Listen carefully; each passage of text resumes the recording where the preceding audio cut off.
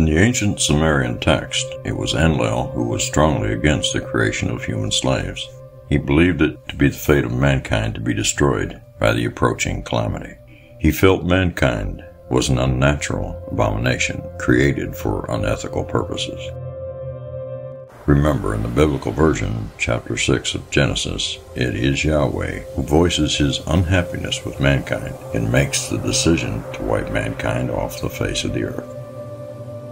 In the tale's conclusion, as the Sudra or Unipishtim offers sacrifices on Mount Ararat, it is Enlil who is attracted by the pleasant smell of roasting meat and accepts the survival of mankind, forgives Enki for breaking his vow, and blesses Sudra and his wife. In Genesis, it is to Yahweh that Noah builds an altar and sacrifices animals on it, and it is Yahweh who smelled the pleasant aroma. Enlil, whose name means Lord of the Command, was leader of the Anunnaki on earth.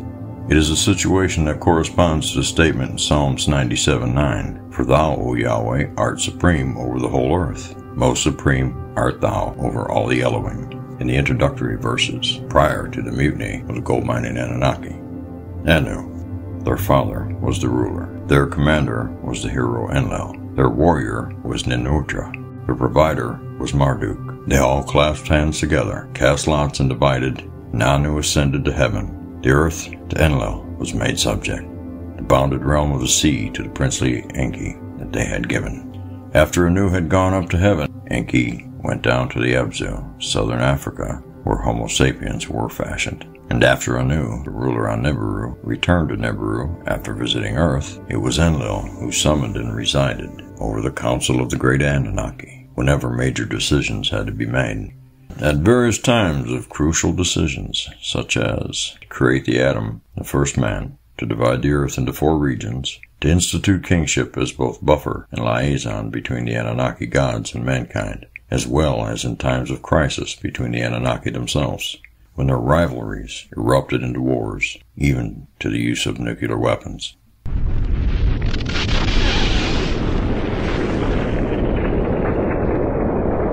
The Anunnaki decreed the fates, sat exchanging their counsels. Enki addressed to Enlil words of lauding, "O one who is foremost among the brothers, bull of heaven, who the fate of mankind holds."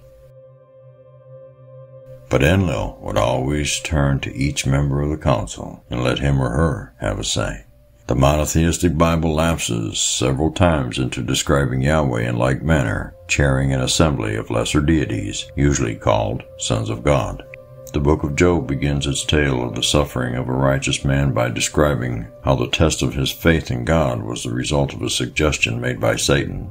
One day the sons of Elohim came to present themselves before Yahweh. The Lord stands in the assembly of the gods, among the Elohim he judges, we read in Psalms 82. Give unto Yahweh, O sons of God, give unto Yahweh glory and might. Psalms 29:1 stated, Bow to Yahweh, majestic in holiness. The requirement even the sons of God had to bow to Yahweh paralleled the Sumerian description of the status of Enlil as the commander-in-chief. The Anunnaki humble themselves before him. The Ajiji bow down willingly before him, and they stand by faithfully for the instructions. It is an image of Enlil that matches the exultation in the Song of Miriam after the miraculous crossing of the Sea of Reeds. Who is like thee among the gods, Yahweh? Who is like the mighty in holiness, awesome in praises, maker of miracles? As far as personal characters were concerned, Enki, the fashioner of mankind, who created humans to be slaves, was hedonistic and morally lax, as he delighted in promiscuity and merrymaking. Yes, he liked people. Enlil was righteous, upstanding and ethically uncompromising, unhesitant to hand out punishments even when punishments were due. When the evils of mankind became overbearing, he was willing to see it perish by the deluge, as he perceived the morality deficient humans as being genetic abominations anyway, right? His strictness with other Anunnaki, even his own offspring, was illustrated when his son Nannar, the moon god Sin, lamented the imminent desolation of his city Ur by the deathly nuclear cloud wafting from the Sinai. And harshly, Enlil told him Ur was indeed granted kingship, but an everlasting reign it was not granted. Enlil's character had at the same time another side, a rewarding one, When the people carried out their task, when they were forthright and God-fearing, Enlil, on his part, saw to the needs of all, assured the land's and the people's well-being and their prosperity. The Sumerians lovingly called him Father Enlil, and the shepherd of the teeming multitudes. A hymn to Enlil, the all-beneficent, stated that without him no cities would be built, no settlements founded, no stalls would be built, no sheepfolds erected, no king would be raised, or no high priest born.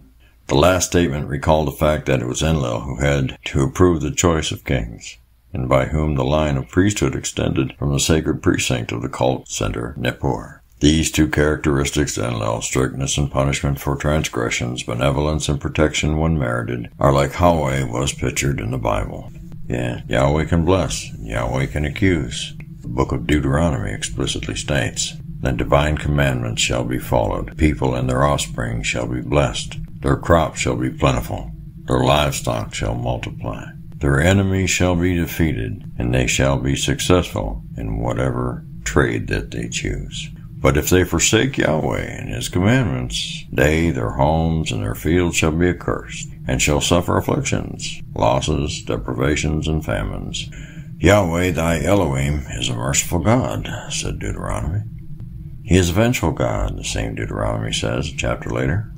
It was Yahweh who determined who shall be the priest. It was he who stated the rules for kingship and made clear that it will be he who chooses the king, as indeed was the case centuries after the Exodus, beginning with the selection of Saul and David. In all that, Yahweh and Enlil certainly emulated each other. Sound like the same guy to me. The similarities between Yahweh and Enlil extend to other aspects. Although he might have been depicted on cylinder seals, he was by and large an unseen God, ensconced in the innermost chambers of his ziggurat, or altogether away from somewhere. No man can see me and live, Yahweh told Moses in a similar vein, and his words and commandments were known through emissaries and prophets. Abraham's forefathers were Enlilites. Their God was Enlil. Yahweh's chosen people were the ones who were already worshiping him. Enlil, the wisest of the gods, simply reinvented himself as Yahweh, for mankind's benefit. This, of course, was after he tried to kill us. We were abominations after all.